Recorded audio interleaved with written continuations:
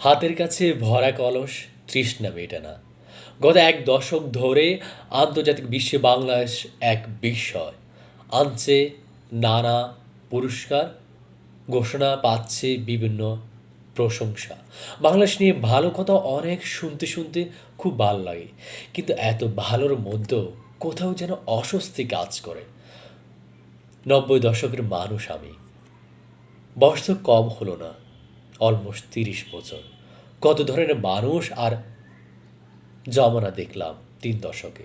কিন্তু কিন্তু এই সোয়া একবিংশতে এসে দেখছে মানুষ যেন কেমন হয়ে গেছে। গত ২ বছর ধরে এত লোক মহামারীতে ভুগলো, কেউ মারা গেল, কেউ চাকরি গেল। সব কিছু পরে ২০২১ সালের শেষের দিকে মনে হলো কোটি কোটি টাকা খরচ করে ভ্যাকসিন দেওয়া হচ্ছে, সব কিছু বুঝি স্বাভাবিক হয়ে যাচ্ছে। কিন্তু ২০২২-এর শুরুতে মনে হলো আমরা যেন প্যাচ কাটা চক্রে আটকে গেছি, একই বৃত্তে ঘুরে আসছি। আর এত বিপদের মধ্যে একটা জিনিস স্পষ্ট বোঝা গেল, বিপদের সময় শেষ পর্যন্ত টাকা পয়সায় মুখ্য হয়ে ওঠে। মহামারী আমাদের অনেক ধরনের শিক্ষায় দিল।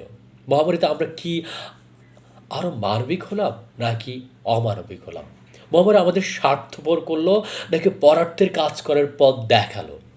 আমরা তো একজনের ভাইরাস আরেকজন ভাগ করে নিচ্ছি মানে কেউ যদি কোভিডে আক্রান্ত হয়, সে ভাইরাস তো কারো না কারো শরীর থেকে ভাগ করে নেওয়া হয়েছে। কোভিডে অমিক্রন ধরন তো এখন দাবানলের মতো সারা বিশ্বে ছড়াচ্ছে। উঠে দাঁড়াতে গিয়েও আমরা বারবার হোঁচট খাচ্ছি। তবে মহামারীর এই ২টি বছর বিজ্ঞান প্রযুক্তি আমাদের উজাড় করে সহায়তা করেছে। এর পাশাপাশি আমরা দেখেছি আমাদের উন্নয়নের অপর পিঠও। আমরা গত ১০০ বছরের সব উন্নয়নকে দেখি। বিশেষ করে দ্বিতীয় বিশ্বযুদ্ধের পর থেকে বিশ্বের উন্নয়ন ও বিকাশ ঘটেছে। বিদ্যুৎ, টেলিফোন, যোগাযোগের বিপুল উন্নয়ন ঘটেছে।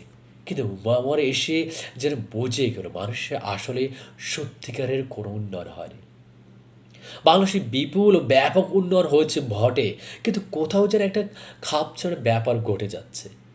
এই যে এত উন্নয়ন, এত অগ্রযাত্রা, এত সমৃদ্ধি, তা আসলে কোন কাজে লাগতেছে আমাদের? কোন উন্নয়ন আমাদের সার্বিক জীবন মানে বিশেষভাবে কাজে লাগবে? কারা এটা ব্যবহার করবে? সেসব ব্যাপারে আমরা যেন অন্ধগলিতে মাথা ঠুকছি। এজন্য ভৌত উন্নয়নের গোলকধাঁধা, প্রযুক্তিতে ব্যবহারের মতো উন্নয়নমূলক অবকাঠামো ব্যবহারের যে বিশেষ নিয়মকানুন আছে, এই নির্দেশাবলীর যে ব্যবস্থাপনা ও প্রস্তুতি দরকার, তা কি হয়েছে?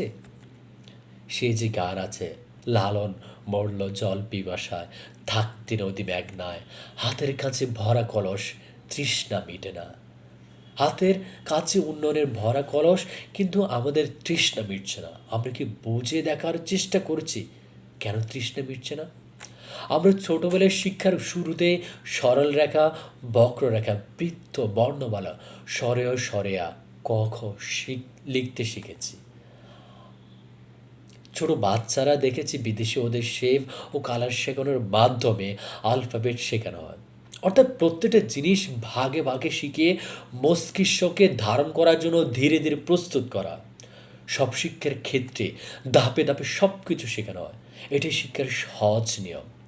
তেমনি উন্নয়ন কর্মযোগ্য ব্যবহার করে শিক্ষাও নাগরিকদের ধাপে ধাপে শেখাতে হবে। সিভিল সেন্স তৈরি করতে হয় জনগণের মধ্যে।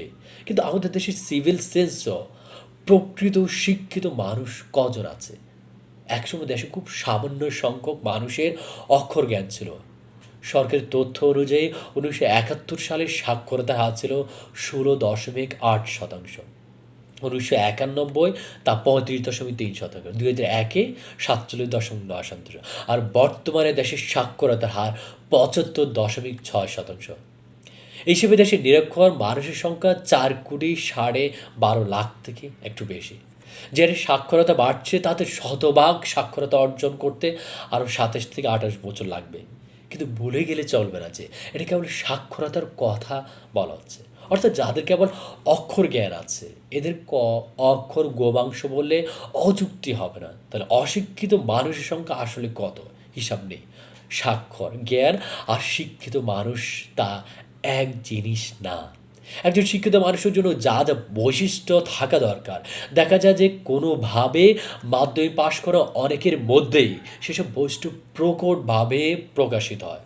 এসব শিক্ষার বাইরে আমাদের দেশে বড় একটি অংশ ধর্মীয় শিক্ষাও গ্রহণ করেছে। ধর্মশিক্ষা মানে ভালো হওয়ার শিক্ষা। যদি এখানে ভালো হওয়ার বিষয়টা মূলগত, কিন্তু নীতিগতভাবে ভালো হওয়া, ভালো মন্দ বিচার করার, বিচার বুদ্ধি অর্জন করার শিক্ষাটা আলাদা। আর এটা না শিখলে এত উন্নয়নের মাঝে শিক্ষা কোনো কাজে আসবে না। উন্নয়নের কাজ হওয়ার পর মনে হচ্ছে মানুষের যেন কোথাও যেন একটা ঘাটতি আছে। মৃত ব্যক্তির কাছে আলিশান বাড়ি আর চন্দন পালঙ্কের কাছে যেমন কোনো মূল্য নেই, তেমনি অশিক্ষিত ব্যক্তি বা ভালো মন্দের বিচার বুদ্ধিহীন ব্যক্তির কাছে ভৌত অবকাঠামোর কোনো মূল্য নেই। আমাদের এর ব্যবহার এবং বিপুল মূল্যও সে জানে না।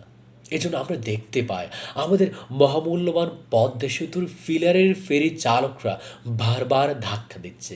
অনেকে এটাকে ষড়যন্ত্র বলতেও পারেন, কিন্তু এটা ষড়যন্ত্র নাকি সেই ফেরি চালক জানে না কীভাবে ইনস্ট্রাকশন অনুসরণ করতে হয়, সেটা যথাযথ তদন্তের বিষয়। 2021 সালে আমাদের উন্নয়ন অগ্রযাত্রা, উন্নত দেশ হওয়ার পরিকল্পনা রয়েছে। সে অনুযায়ী আমরা উন্নয়ন কাজ করেও চলেছি। এই পরিকল্পনার অংশ হিসেবে 2031 সালে বাংলাদেশ বিশ্বব্যাংকের শ্রেণীবিন্যাস অনুসারে উচ্চ মধ্যম আয়ের দেশে পরিণত হতে চায়। পরিসংখ্যান বলছে 1960 সাল থেকে 2008 সাল পর্যন্ত 88টি দেশের মধ্যে মাত্র 13টি দেশ উচ্চ মধ্যম আয়ের দেশ হতে উচ্চ আয়ের দেশে উন্নীত হয়েছে। সৌভাগ্যক্রমে বর্তমানে আমাদের একটি বিশাল সুবিধা রয়েছে, সেটা হলো ডেমোগ্রাফিক ডিভিডেন্ড অনুযায়ী। ডেমোগ্রাফিক ডিভিডেন্ড সুবিধা দেখা গেছে যে আমাদের জনসংখ্যার মধ্যে 60% তরুণ যুবক, কর্মক্ষম যুবশক্তি। আমাদের 1 কোটি জনগণ বিদেশে থাকে এবং তারা অঢেল পরিমাণ রেমিটেন্স দেশে পাঠাচ্ছে। আরেকটা অর্জন রয়েছে তৈরি পোশাক শিল্প খাতে। কিন্তু অর্থনীতির প্রবৃদ্ধি টেকসই ও গতিশীল করতে তারুণ্যে বিনিয়োগ এবং কর্মসংস্থান সৃষ্টির কোনো বিকল্প নেই। অর্থাৎ আমাদের তরুণ জনগোষ্ঠী এই ডেমোগ্রাফিক ডিভিডেন্ড সুবিধাকে কাজে লাগে আমাদের সামনের দিকে এগিয়ে যেতে হবে এবং ডেমোগ্রাফিক ডিভিডেন্ড সুবিধাকে সর্বোচ্চ কাজ লাগাতে হবে। কিন্তু সেটা কি আদৌ হচ্ছে? আমাদের কর্মক্ষম জনসংখ্যার বড় একটি অংশ অশিক্ষিত এবং অল্প শিক্ষিত। এদের জন্য সুশিক্ষা, সুসংস্কৃতি, খেলাধুলা, বিনোদন সব কিছুর বিপুল অভাব দেখতে পাওয়া যায়। এখানে কেবল অভাব নেই বিভেদের। আমরা শতবর্ষ পর দেখতে পাচ্ছি মানুষে মানুষেই কত বিভেদ। আমরা এখন একজনকে মানুষ হিসেবে না দেখে বলে দিচ্ছি তুমি হিন্দু, তুমি মুসলিম, গরিব বড়লোক হিসেবে সবাইকে ট্যাগ লাগিয়ে দিচ্ছি। কালো ফর্সা হিসেবে চিহ্নিত করছি কি কেমন। ঢাকা শহরে এত উন্নয়ন যে 20 থেকে 25 মিনিটে স্বাভাবিক পথ যেতে সময় লাগছে 1.5 থেকে 2 ঘন্টা। আমাকে প্রায়শ ধানমন্ডি, গুলশান, কারণ বাজার যেতে হয়। প্রায় এত অসহ্য জ্যাম থাকে যে বয়স আরেকটু কম হলে, উন্নত বিশ্বে হলে গাড়ি থেকে নেমে ফুটপাত দিয়ে হেঁটে হেঁটেই চলে যেতাম গন্তব্যে। তাতে একটু এক্সারসাইজও হতো। কিন্তু ঢাকার ফুটপাতে কি হাঁটার জায়গা আছে? কেউ ঢাকার ফুটপাতে হাঁটার চিন্তা কি কেউ কখনো করতে পারে? বিশেষ করে আমাদের মতো ইয়ং জেনারেশনে যেটা খুব বিরক্ত লাগবে। কারণ ইয়ং জেনারেশন সবসময় বিশ্বাস করে খুব অল্প সময় সে অনেক কিছু অর্জন করবে। পাবলিক বাসগুলো যেন যুদ্ধ করে আবার গাড়ির পাশে এসে দাঁড়িয়েছে। গাড়ি জানাল দিয়ে গাড়িগুলো বাইরে তন্য আর ভেতরে নরক অবস্থা থেকে দীর্ঘশ্বাস ফেলা হয়। এসব কি উন্নয়নের অভিঘাত? একটি গাড়িতে 35টি সিট থাকলেও সেখানে 50 থেকে 70 জনের বেশি তোলা হয়। ঠাসাঠাসি ভিড় আর তার মধ্যে সিটগুলো এমনভাবে পরপর প্রায় ঘা ঘেঁষে বসানো যেন বাসের কারিগররা ধরে নিয়েছেন এ দেশটি বামনদের। এখানে 5 ফুটের বেশি লম্বা মানুষ নেই, সবাই ছোট লোক, সুতরাং তাদের হাঁটুও ছোট। ভুক্তভোগীর কাছে জেনেছি এসব সিটে হাঁটু ভাঁজ করে স্বাভাবিক উচ্চতার কোনো মানুষের বসতে ভীষণ কষ্ট হয়। পায়ের শিরা রক্ত যেন জমাট বাঁধে। অনেকক্ষণ ধরে বসে থাকলে তা পা ঝিমঝিম করে। তারপর সিটগুলো ভাঙাচোরা, নড়বড়ে এবং নোংরা। এরপর যখন ঠাঠাঠাঠি করা যাত্রীরা ধাক্কাধাক্কি করতে করতে গাড়ির উল্টো পাল্টা গতির সঙ্গে দোলতে দোলতে সামনের সিটে যাত্রীর হুমড়ি খেয়ে পড়তে থাকে, পিছনে যাত্রীর সামনে নামতে দেওয়ার জায়গা করে দিতে একজনের সরু পথে দুজনের মাঝখানে চ্যাপ্টা হয়ে তৃতীয় জনকে সামনে এগোনোর সুযোগ করে দিতে হবে। খানাখন্দে গাড়ির চাকা পড়ে ঝাঁকি খেতে খেতে গরমকালে ঘামে সিদ্ধ হতে হতে যখন কাকু অফিসে বা কাজে যেতে বাধ্য হয়, এভাবে তেলাপোকার মতো বেঁচে পড়তে থাকার সুকঠিন এবং বাধ্যগত মানুষের, যাদের বয়স 60 থেকে 70 বছর, একসময় তারা অবসরে যায়। কিন্তু দেখা যাচ্ছে যে 60-এর অনেক আগে এরা শারীরিক মানসিকভাবে বৃদ্ধ হয়ে যাচ্ছে, শরীরে বাসা বাঁধছে হরেক রকমের রোগ। অর্থাৎ শারীরিকভাবে একজন মানুষ 60-এর অনেক আগে কর্মদক্ষতা বিচারে অবসরে চলে যাচ্ছে।